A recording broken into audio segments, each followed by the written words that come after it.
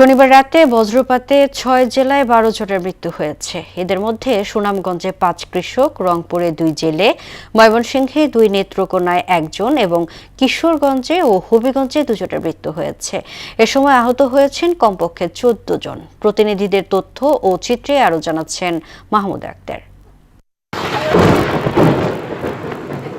একদিনেই ৬ জেলায় বজ্রপাতে ১২ জনের মৃত্যু হয়েছে। সুনামগঞ্জ, রংপুর, ময়মনসিংহ, নেত্রকোনা, কিশোরগঞ্জ ও হবিগঞ্জ জেলায় বজ্রপাতে প্রাণহানির ঘটনা ঘটে।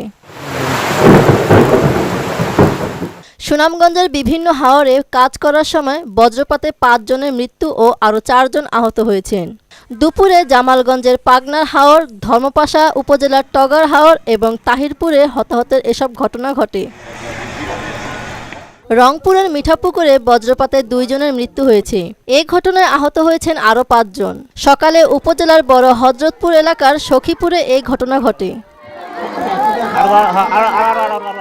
দুপুরে ময়মনসিংহ জেলার গৌরীপুর ও গফরগাঁও উপজেলায় বজ্রপাতে ২ জন নিহত হয়েছে। বিষয়টি নিশ্চিত করে গৌরীপুর থানার ভারপ্রাপ্ত কর্মকর্তা কামরুল হাসান বলেন, খবর পেয়ে পুলিশের একটি দল ঘটনাস্থল পরিদর্শন করেছেন।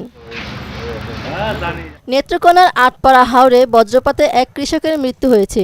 বজ্রপাতে নিহতের পরিবারকে আর্থিক সহায়তার বিষয়টি নিশ্চিত করেন আটপাড়া উপজেলা নির্বাহী অফিসার মোহাম্মদ শাহানুর রহমান। এছাড়া বজ্রপাতে কিশোরগঞ্জের করিমগঞ্জে ও হবিগঞ্জে আরও ২ জনের মৃত্যুর খবর পাওয়া গেছে। স্থানীয় প্রশাসন জানিয়েছে, এ ঘটনায় অন্তত ৪ জন আহত হয়েছেন। মাহমুদ আক্তার, মোহনা সংবাদ।